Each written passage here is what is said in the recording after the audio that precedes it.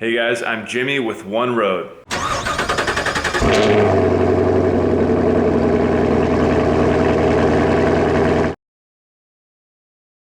The last video I filmed, I left off doing the drum brakes, and it was a total failure of a video. I was trying to do a step-by-step guide on drum brakes, but of course it was the first time I had ever attempted drum brakes. This time around, however, I'm going to be tackling the front brakes, which are disc brakes, on my 1995 GMC Suburban. I've done a video on this before, and people seem to like it, so I figured, why not do another one? So here it is. Here's my jack, guys. It's a Craftsman 3-ton floor jack, and this thing's pretty good. It's heavy duty. I like it. I was just looking in my Chilton manual here for jacking points, and I have the K series, of course. I think I'm going to be using these frame spots basically just forward of the cross member, and I'll be using these right here because I think that's going to be the easiest for me to get my jack under there and then put a jack stand under there too.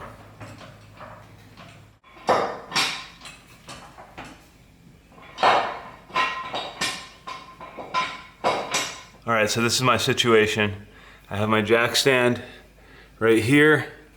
It is resting on there, but only on one side for some reason. The other side just won't get on there, but it's on the jack stand. But because of that, I'm also gonna leave this jack here, and it has tension on it too, so we should be good. I might actually just throw another jack stand right behind that, just for good measure. Okay, I added a third jack stand. You guys remember, never, ever, ever rely solely on a floor jack. These things give out and the car might fall on you and you could die. I'll be using my amazingly tiny Earthquake XT, basically Harbor Freight stubby impact gun. With the wheel off, we get a good look at what's going on here with the rotor and also the pads. You can see my pad isn't terrible. There's still some meat left there. And the rotor ain't bad either. There's a small ridge there, but nothing too bad. However, because I'm going to be towing with this thing, I want my brakes to be like brand new. And so therefore, I'm going to replace both the rotor and the pads. First thing I'm going to do is get an Allen wrench and start taking off the caliper. With these hex bolts now loose, I'm just going to back them out, take the caliper off. I'm using a 3/8 Allen wrench.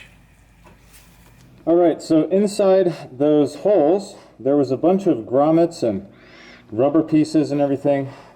The new pad kit comes with all of the pieces you need to rebuild that.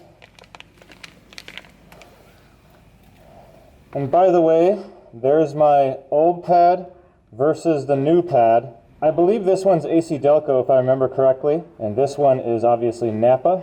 Okay, so at this point I got all of the bushings and grommets and everything greased up and the pins in there in their right spaces. And basically what you want to do on these pins is push them back and forth just to make sure they glide freely. This bottom one here, I actually pushed one of the orange bushings out of its little place. So I had to take it back out, put the bushing back in, and then redo it. You just have to make sure that everything goes nice and easy. If something is binding up or really hard, that means there's a problem. So now I'm going to set the caliper off to the side, and I'm going to take a wire brush and just remove all the surface rust from this hub.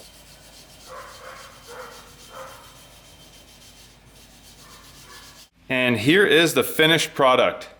We have the pads installed and the new rotor.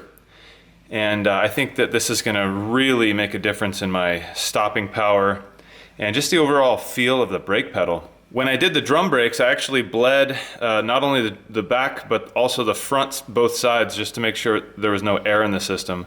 So that should be good.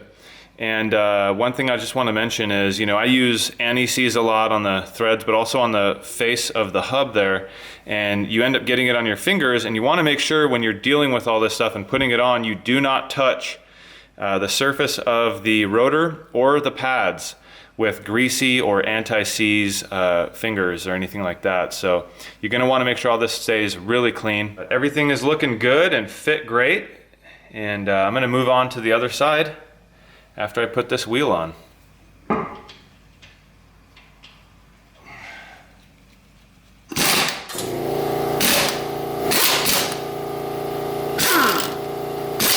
So I moved on to the passenger side front brakes, and here they are. And I'm just gonna go ahead and do these right now. Wow, that was fast. Look at that. Much better. Guys, I just want to throw this out there. Make sure you wear something that you do not care about when you work on brakes. All right, so the 95 is done. Brakes are bled, front brakes are done, disc brakes, rear drums are done, everything is done. I took it on a drive and it feels great. I was having a little bit of an issue with that brake reservoir, I guess, brake fluid reservoir, but I think it's all handled. I sucked some fluid out of there and that's all good. I greased up every single grease bung I could find, the entire front end, the suspension and all the steering linkages, and I think that we're good on that. So this thing's done. I'm gonna feel pretty comfortable towing with it at 1,100 miles here pretty soon. So actually the only thing I have to do now is an oil change on it, and I might change the transmission fluid as well as the rear end fluid, but that's for another video. So anyways guys, thanks for watching. I'm Jimmy with One Road. Peace.